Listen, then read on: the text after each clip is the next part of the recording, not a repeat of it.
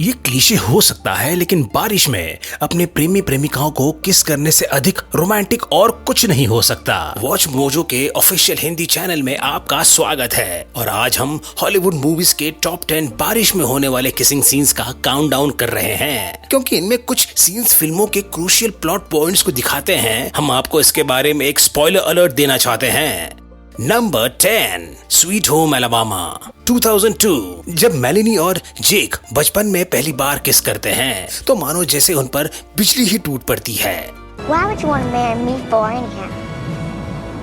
So I can kiss anytime I want. शायद बिजली एक ही जगह पर कई बार गिर सकती है, क्योंकि कई वर्षों बाद अलाबामा बीच पर ये दोनों प्रेमी फिर से मिलते हैं।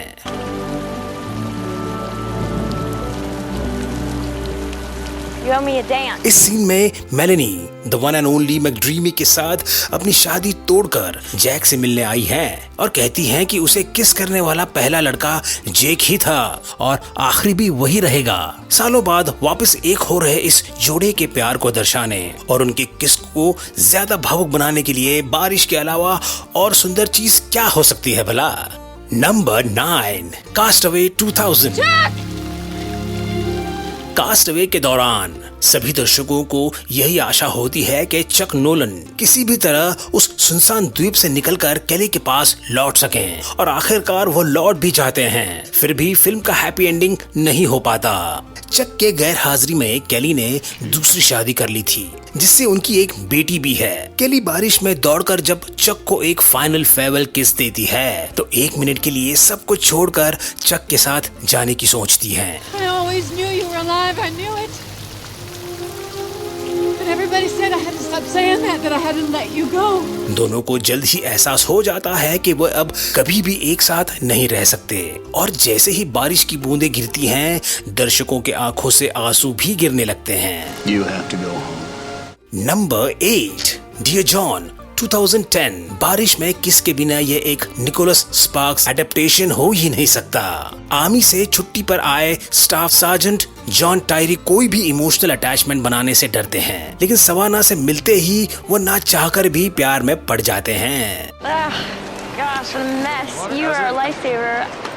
I'm Savannah. John. Brave man. बारिश के दौरान जब दोनों एक घर में शरण लेते हैं तो जॉन सवाना से अपने प्यार का इजहार कर ही देते हैं। No? Oh, you scare me. John को ये भावनाएं डराती हैं, फिर भी अपने डर के सारे दीवारों को तोड़ते हुए वो सवाना को किस कर ही लेते हैं। वैसे अगर इस लिस्ट में एक और निकोलस स्पार्क की मूवी आए तो हैरानी मत कीजिएगा। Number 7, pirates of the Caribbean at world's end 2007।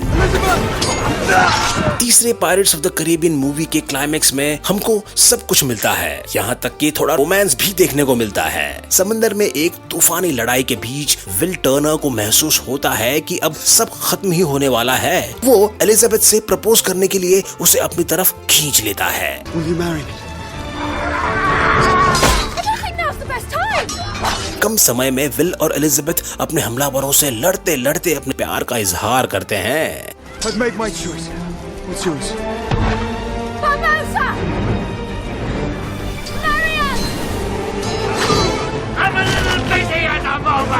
जहाज के कैप्टन होने के नाते बरबोसा उन दोनों को पति पत्नी घोषित कर देते हैं। जहाज पर तूफानी बारिश के बीच लड़ाई करते हुए एक किस। इससे ज्यादा बड़ा ड्रामा आपने कोई शादी में नहीं देखा होगा।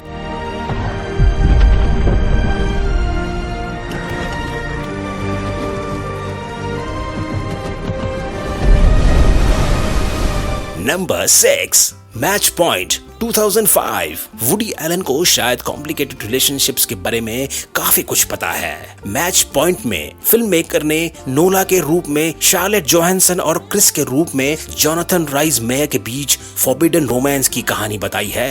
हालांकि वे दोनों पहले ही किसी और के साथ कमिटेड हैं। ये सीक्रेट लवर्स एक दूसरे के प्रति अपने अट्रैक्शन को इनकार नहीं कर पाते।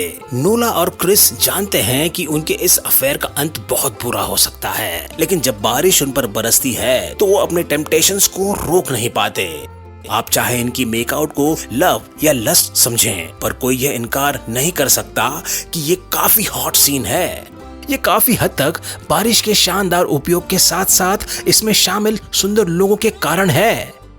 Number 5, Four Weddings and the Funeral, 1994. Hello. Hi, you're soaking. No, Come no, on. I'm fine. I'm fine. शादी हर किसी को नहीं भाती है, लेकिन इसका मतलब ये नहीं कि आप अपने सच्चे प्यार से शादी करके खुश नहीं होंगे। I shouldn't have come to the church this morning. I'm sorry. No, no. Wait. शादी से डरने वाले चार्ल्स को four weddings and the funeral के अंत में इस बात का एहसास हो ही जाता है और वो कैरी के प्रति अपने भावनाओं को स्वीकार कर लेता है। हालांकि दोनों कभी शादी न करने का फैसला लेते हैं, वो जिंदगी भर साथ निभाने का वादा भी करते हैं और एक किस के साथ वादे को पक्का करते हैं। चार्ल्स और कैरी शायद हमारे फिल्मों के नॉर्मल कपल जैसे ना हों, लेकिन उन्होंने भी बारिश में प्यार का इजहार करने का तरीका तो पुराना ही पकड़ा है। Number 4, singing in the rain, 1952। ये क्लासिक म्यूजिकल हमारे काउंटडाउन में शामिल कैसे ना होगी।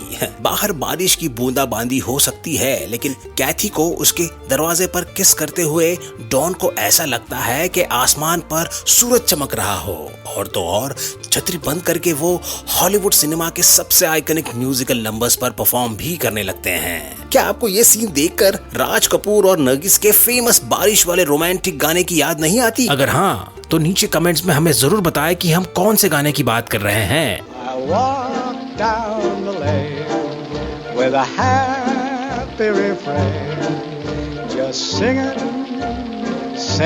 Number 3, breakfast at Tiffany's, 1961। हालांकि ऐसा लगता है जैसे हॉली गोलाइटली एक खुश मिजाज पार्टी गर्ल है, वास्तव में वो उसके अकेलेपन छुपाने का मुखौटा होता है। हॉली को पॉल नाम के एक आदमी से प्यार जरूर मिलता है, लेकिन उसकी इनसिक्योरिटीज उसकी खुशियों के आड़े आ जाती हैं। अपने आप को किसी के प्यार में समर्पित करने से वो हमेशा डरती रहती हैं और पॉल के प्यार को ठुकराते हुए अपने बिल्ली को भी बारिश में छोड़ आती हैं। Garbage cans, rats galore. Scram! I said take off. Beat it. Let's go. लेकिन एक अंगूठी को देखने के बाद जो पॉल अपने साथ हर जगह ले जाता था, हॉली अपनी भावनाओं का सामना करने के लिए मजबूर हो जाती हैं। टैक्सी से निकलकर हॉली न सिर्फ पॉल और अपनी बिल्ली से मिलती हैं, बल्कि अपने नए रूप से भी परिचित होती हैं। पहली बार दुनिया को स्पष्ट रूप से देखती हैं। हॉली अपने प्यार का इजहार बारिश में एक किस के साथ करती हैं। Number 2, Spiderman, 2002। क्या किसी सुपर हीरो मूवी में इससे ज्यादा यादगार किस कभी हुआ है? इस सीन में स्पाइडरमैन हर बार की तरह कुछ लुटेरों से लड़कर मैरी जेन को खतरे से बचाते हैं। You have a knack for getting in trouble.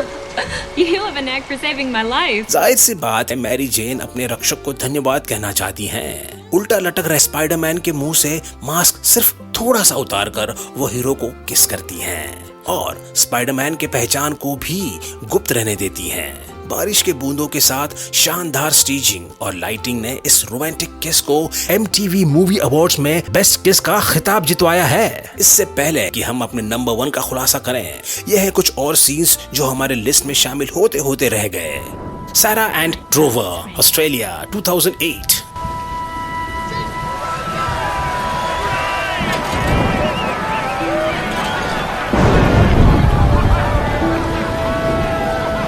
Garden State, 2004.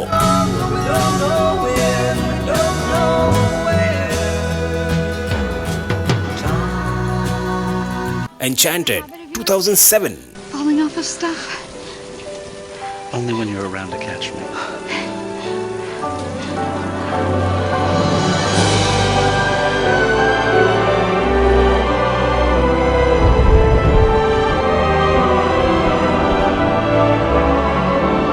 Chasing Amy, 1997.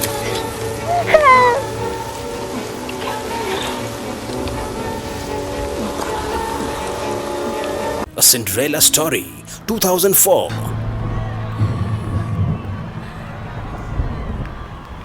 I'm sorry I waited for the rain.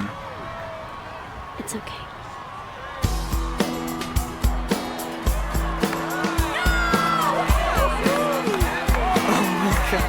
Number 1, The Notebook, 2004. Why didn't you write me? Why? इस निकोलस स्पार्क के अडैप्शन में कई ऐसे पल हैं जो बेहद रोमांटिक और यादगार हैं। For 7 years. And now it's too late. I wrote you 365 letters. I wrote you every day for a year. You wrote me? Yes.